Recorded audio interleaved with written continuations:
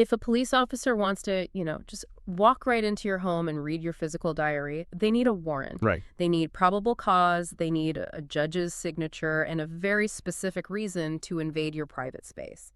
But if that same state apparatus wants to know, everywhere you've walked for the past 5 years. Every single place. Yeah, every doctor's office you visited, every political rally, every person you've slept next to, they don't need a warrant for that. No, they don't. They don't even need a trial. In a lot of cases, they just need to, buy the data Yeah. or simply ask the corporation that holds it to hand it over. It really is the starkest contrast in modern law, because the physical world, it still demands this dramatic courtroom declaration before the state can cross your threshold. Exactly. But the digital world, Yeah. that simply requires an invoice or maybe a subpoena to a third party. Welcome to the deep dive.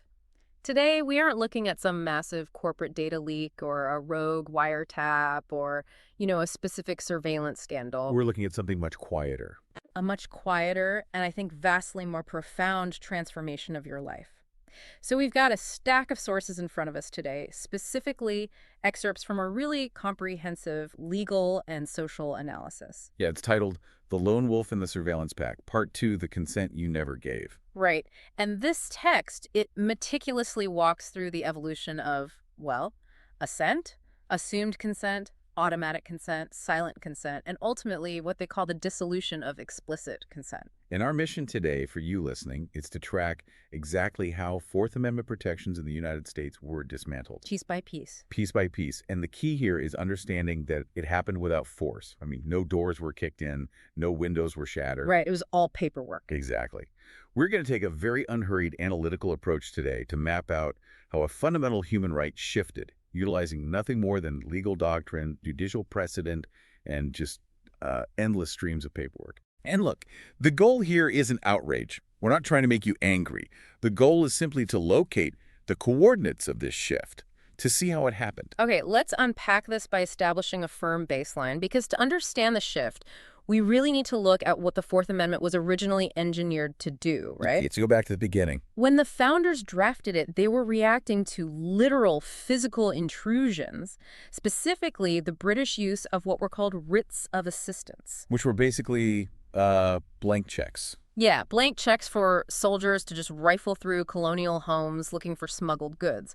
So the amendment, it was designed as a physical and legal barricade against coercion. Your house, your papers, your effects. Exactly. Crossing that line required explicit, demonstrable authorization. It was a deeply, deeply material concept of privacy.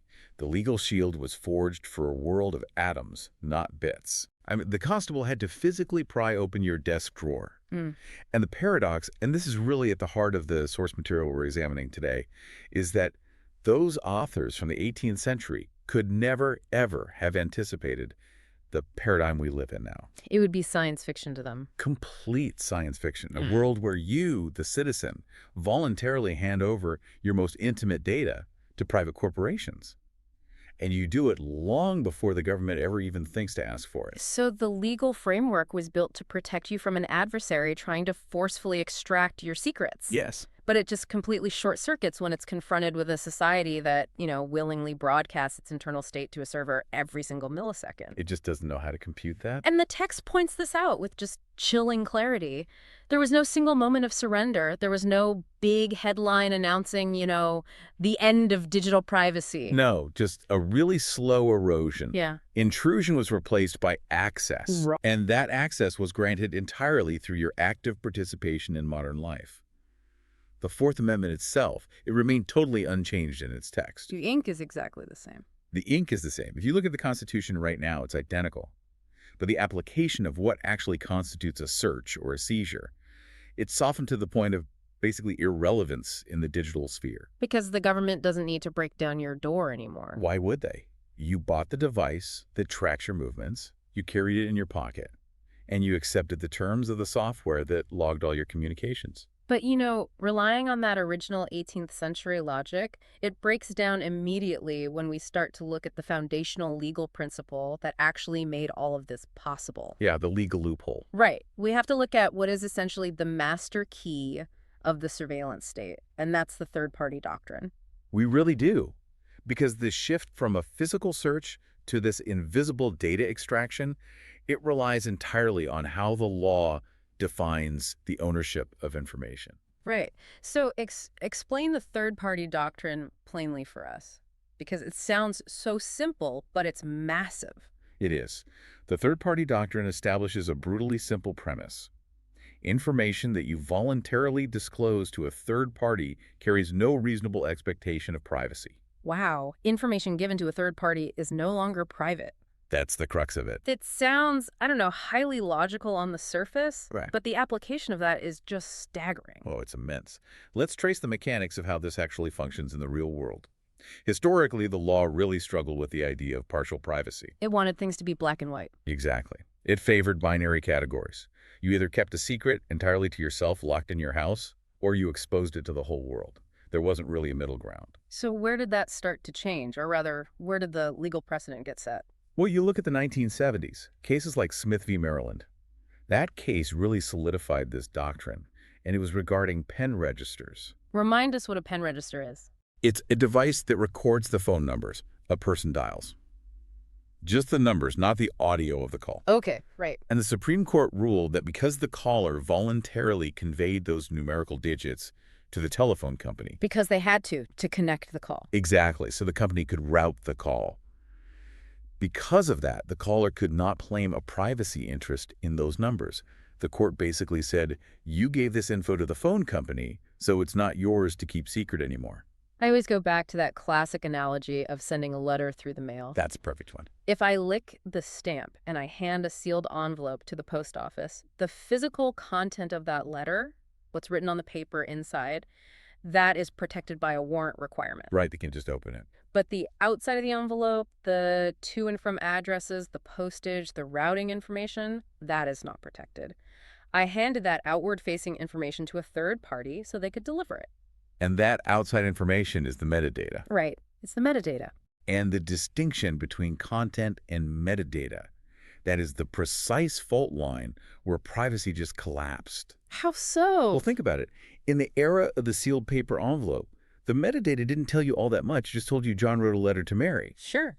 But in the digital age, metadata paints a much higher resolution portrait of your life than the actual content ever could. Exactly. I mean, who I email, what specific time I email them, the IP address I connect from, the file size of the attachment. All of it. That outside of the envelope routing data reveals my entire psychological profile, basically. And the dissonance for you, the person living in this reality, is that interacting with a digital service, it doesn't feel like standing in a public square handing out flyers with your personal info. Not at all. It feels deeply private. It feels like a private exchange meant only for that specific transaction. Like when I check my bank balance on an app, it feels like I'm just having a private conversation with my money. I don't feel like I am voluntarily sharing my exact location, my device type, and my financial anxiety with this vast network of data brokers. But under the doctrine, I am. What's fascinating here is how the legal logic dictates that by introducing any third entity, the internet service provider, the cell tower operator, the cloud storage provider, you assumed the risk that they might hand that information over to the state. You assumed the risk just by using it. Yes. Your privacy is no longer based on the extreme sensitivity of the information itself. It is based entirely on the permeability of the entity holding it. Which fundamentally alters the entire relationship between the citizen, the state, and the corporation. It creates a buffer. Yeah. The corporation becomes this massive, legally shielded buffer zone. The government doesn't have to intrude on you directly. They just send a request to the buffer zone. And because you voluntarily gave those records to the corporation, the Fourth Amendment's traditional requirement for a rigorous warrant based on probable cause, it's bypassed, or at least drastically lowered, because you can't see something that has already been freely given away. That's the redefinition of seizure right there. I mean, consider the underlying mechanism of how your smartphone operates right now. Okay. It is constantly, quietly shaking hands with cell towers just to maintain a signal. Every single handshake generates a location record. Every few seconds. Every few seconds. Under the pure, strict interpretation of the third-party doctrine, you are voluntarily disclosing your physical coordinates to the telecom provider all day long, simply by leaving the phone powered on. So the system completely bypasses the need for an investigator to, sneak into your driveway and attach a tracking device to the bumper of your car. Why would they? You bought the tracking device yourself, you plug it in to charge it every night, and you literally pay a monthly fee to transmit its data. It's incredible when you frame it like that, which brings us to the sheer scale of this reality. Because a single metadata point, a single handshake with a cell tower, that's one thing. Right, that's just John calling Mary. But what happens when a telecom provider holds a decade of your GPS coordinates and then that's cross-referenced with your search history and your financial transactions? The third-party doctrine was built for paper bank deposit slips and rotary dials. It was not built for databases. Exactly. It wasn't built for a database that holds 5 million discrete data points about your daily habits. And that's where the law starts to fray. Because scale changes the fundamental nature of the information. It really does. And the source material highlights the legal system's ongoing and frankly somewhat clumsy attempt to grapple with this sheer scale. And they mostly do this through what is known as the mosaic theory. Okay, the mosaic theory. I feel like this is the only logical counter-argument we have left. It's the big pushback. Right. Because the core idea of the mosaic theory is that even if one individual data point, like that single ping from a cell tower, is harmless and legally unprotected, stringing together 100,000 of those pings over a month creates something entirely new. It creates a comprehensive map of your existence. Yeah. The mosaic theory argues that when you assemble these individual, supposedly unprotected data points into a pattern, the aggregation itself constitutes a search under the Fourth Amendment. Because it reveals so much more. Exactly. The whole becomes drastically greater and significantly more invasive than the sum of its parts. It's the difference between looking at a single microscopic pixel and then zooming way out to see a high-definition photograph. That's a great way to put it. Looking at the pixel isn't an invasion of privacy. It's just a blue dot. But the photograph reveals your daily routines, your medical visits, your political affiliations, your religious habits. So, if this theory makes so much intuitive sense, I mean, if everyone agrees that 247 tracking over 5 years reveals the deepest, most intimately private details of a person's life, why isn't the mosaic theory just the dominant law of the land? Why hasn't it completely overturned the third-party doctrine? Well, the hesitation of the courts here is one of the most sobering observations in the text. Hesitation. Yeah, because judges are fully aware of the technological reality. They aren't blind to it. They see the mosaic. They acknowledge the unprecedented power of this massive data aggregation. Right. Yet they rarely actually disrupt the underlying mechanism. Instead of striking down the third-party doctrine entirely or, halting the surveillance apparatus, the legal system simply evolves around the edges. Evolving around the edges, meaning they try to put tiny little speed bumps on a massive superhighway of data collection. That's exactly it. They create a patchwork of exceptions. Right. For example, a court might rule that law enforcement needs a warrant to get, say, 7 days of historical cell site location data. But they leave the door completely open for accessing real-time data without a warrant, or accessing fewer than 7 days without one. So they're just haggling over the timeline. Right. They tweak the parameters rather than dismantling the actual architecture of the surveillance. I look at this hesitation, this judicial reluctance, and it seems to imply that the system has simply grown too large to fail. I mean, am I wrong? If the Supreme Court were to fully embrace the mosaic theory tomorrow and declare that all aggregated third-party data requires a strict traditional warrant, Oh, it would be chaos. it would instantly break the modern digital economy, wouldn't it? Yes. It would upend law enforcement, intelligence gathering, and the core business models of literally the world's largest tech corporations. If we connect this to the bigger picture, the courts are inherently conservative institutions. They favor stability over disruption. They don't want to break the internet. Exactly. So they write these long, highly nuanced opinions that protect the philosophical idea of privacy, while simultaneously allowing the actual practice of mass surveillance to continue mostly unimpeded. It's quite a balancing act. It is. And the adaptation of the legal structure here is fascinating because it didn't collapse under the weight of the digital age. It just absorbed it. By moving slowly. By moving slowly and making these very selective, narrow rules. And by adapting that way, the system basically permitted total awareness without ever declaring it officially. So the burden of protecting your privacy is essentially not being carried by the courts. The firewall is gone. The firewall is gone. And if the courts won't protect this aggregated data, then the entire burden of defense falls completely back to the individual's initial choice to share the data in the first place. Yes, it falls on you. Because if the third-party doctrine says giving it away waives your rights, the only absolute defense is to never give it away. Which leads us right to the reality of how we interact with these digital Yeah. systems. The actual mechanism of that initial choice. Yeah. The architecture of a door. The consent layer. Oh man, this is where it gets really interesting.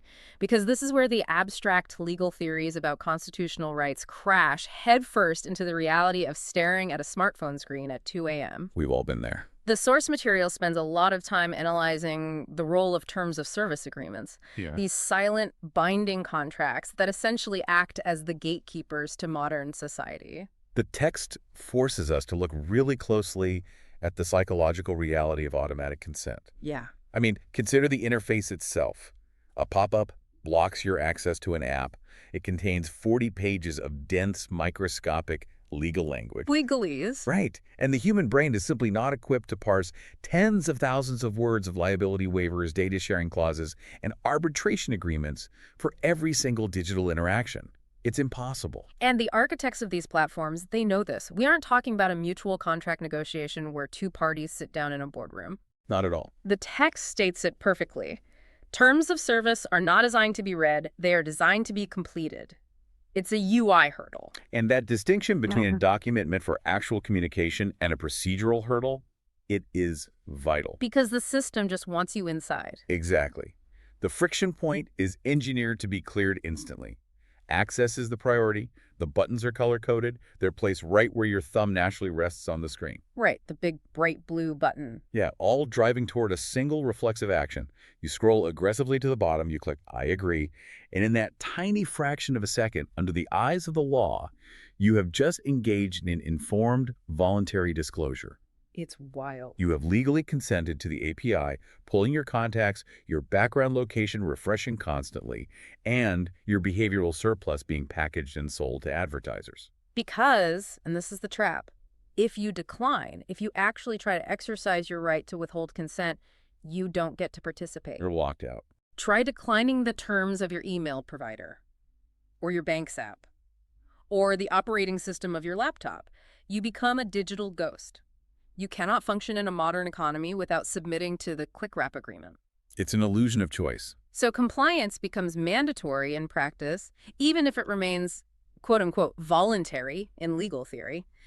Is this philosophically or legally meaningful consent, or just a barrier to access? The text calls this the training of compliance.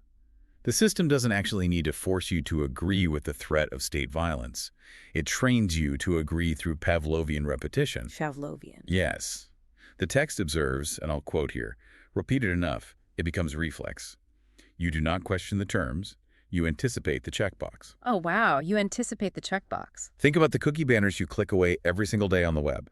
Over time, consent devolves from an active cognitive decision into a mere procedural twitch.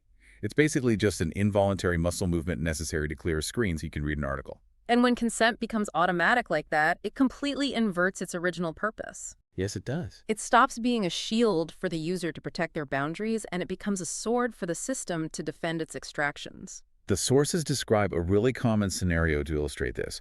A user clicks agree purely out of routine, just to get it out of the way. Like we all do. Like we all do. But behind that click, a massive contract instantly executes. The data starts flowing immediately. Location, scrolling habits, device metrics. And remember, the data is not seized. It is legally provided. Provided. Wow. Then maybe weeks later, the user sees an incredibly precise, hyper-targeted ad. They feel a sense of unease. They wonder, how on earth did they know that about me? They feel violated. They do, but the legal framework has already closed the loop. Right. The system logs the affirmative, click on the agree button. The courts look at that digital log, that timestamp, and they see a legally binding contract. Yeah. They do not look at the fatigue of the user or the manipulative design of the interface or the sheer impossibility of comprehending the document. Because on paper, it's totally clean. Completely clean. The moment for asserting a right passed long before the user even realized what was being asked of them. The devastating reality is that the psychological distinction, whether you meant it or just wanted to clear the screen, it no longer matters to the law. It's irrelevant. Which brings us to the profound societal fallout that the text analyzes, the complete dissolution of explicit consent. Because if the act of agreeing is just a bodily function to access a service, the very definition of what consent means in our culture has degraded. Fundamentally degraded. Let's contrast the historical baseline we established earlier with the current reality described in the texts. Consent used to be explicit. It required a physical pause. A signature, a handshake. Right. It was a recognized boundary that had to be acknowledged before it was crossed. Now, as the text states, consent is ambient. Ambient. Ambient consent. It is background noise. It is the temperature in the room. It operates silently, constantly, everywhere. It is a scroll, a silent agreement made without a moment's hesitation. And, the most insidious part of this transition is exactly how it was experienced by the public. Because this shift from explicit, protective consent to ambient, extractive consent, it did not feel like a loss of freedom. It felt like an upgrade. It felt like an upgrade in convenience. Yeah. That is the absolute genius of the architecture. If a government had mandated that every single citizen carry a tracking device that recorded all their communications and physical locations, there would have been massive violent resistance. A revolution, probably. Absolutely. But because this surveillance architecture was inextricably bundled with instant communication and infinite entertainment and seamless commerce, it was welcomed. Eagerly. Explicit consent was eagerly traded for a frictionless existence. When the boundary shifts inward, data is no longer seized or taken. The text says, what was once protected is now shared. What was once private is now distributed. No sound, no signal, just a change in state. And notice how the language of the legal and technological framework softens to mask the reality of what is actually happening. Data is not taken or seized, words that imply theft and violence, right? You're right. Data is provided, it's shared, it's optimized. These are words that imply cooperation and community and efficiency. Which leads to what might be the most haunting realization in the entire analysis. There's a line from the source material that really stopped me in my tracks. It states, "You are not overruled, you are redefined." That really is a brilliant distillation of the legal shift, because this raises an important question. What does it actually mean for a citizen to be legally redefined by their digital habits? Unpack that for us. Well, in the framework of the original Constitution, your legal standing as a citizen with inherent rights was a given. You existed, therefore you had a physical zone of privacy that the state could not penetrate without cause. Your house, your papers. Right. But in the architecture of ambient consent, your identity is no longer defined by those inherent rights. It is defined by your data output.